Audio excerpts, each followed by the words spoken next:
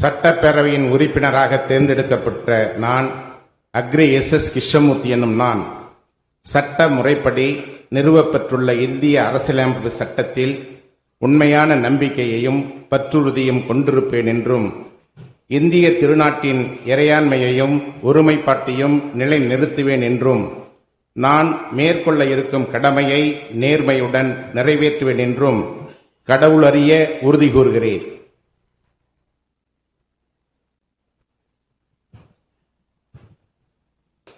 சட்டமன்ற பேரவையின் உறுப்பினராக தேர்ந்தெடுக்கப்பட்ட KP அன்பழகன் என்னும் நான் சட்ட முறைப்படி நிறுவப்பெற்றுள்ள இந்திய அரசியலமைப்பு சட்டத்தில் உண்மையான நம்பிக்கையும் பற்றுறுதியும் கொண்டிருப்பேன் என்றும் இந்திய நாட்டின் இறையாண்மையையும் ஒருமைப்பாட்டையும் நிலைநிறுத்துவேன் என்றும் நான் மேற்கொள்ள இருக்கும் கடமையை நேர்மையுடன் நிறைவேற்றுவேன் என்றும் கடவுளறிய உறுதி கூறுகிறேன்.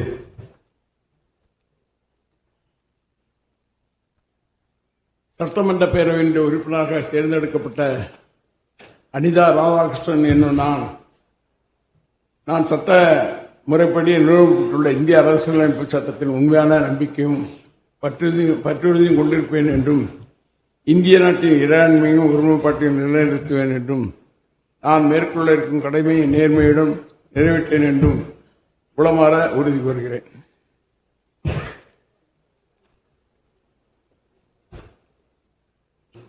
சட்டமன்ற பேரவையில் உறுப்பினராக தேர்ந்தெடுக்கப்பட்ட இசக்கி சுப்பையா என்னும் நான் சட்டப்படி நிறுவப்பட்டுள்ள இந்திய அரசியலமைப்பு சட்டத்தில் உண்மையான நம்பிக்கையும் பற்றுறுதியும் கொண்டிருப்பேன் என்றும் இந்திய நாட்டின் இறையாண்மையும் ஒருமைப்பாட்டையும் நிலைநிறுத்துவேன் என்றும் நான் மேற்கொள்ள இருக்கும் கடமையை நேர்மையுடன் நிறைவேற்றேன் என்றும் கடவுளை உறுதி கூறுகிறேன்.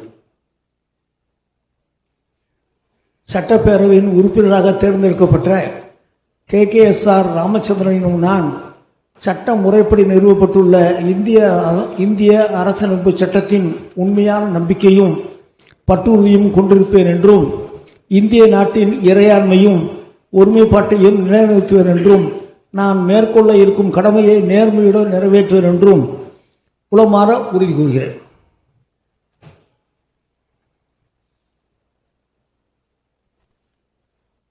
சட்டமன்ற பேரவையின் உறுப்பினராக தேர்ந்தெடுக்கப்பட்ட C.V. கணேசன் என்னும் நான் சட்ட முறைப்படி நிறுவப்பெற்றுள்ள இந்திய அரசமைப்பு சட்டத்தில் உண்மையான நம்பிக்கையும் பற்றுறுதியும் கொண்டிருப்பேன் என்றும் இந்திய நாட்டின் இறையாண்மையையும் ஒருமைப்பாட்டையும் நிலைநிறுத்துவேன் என்றும் நான் மேற்கொள்ள இருக்கும் கடமையை நேர்மையுடன் நிறைவேற்றுவேன் என்றும் உளமாற உறுதி கூறுகிறேன்.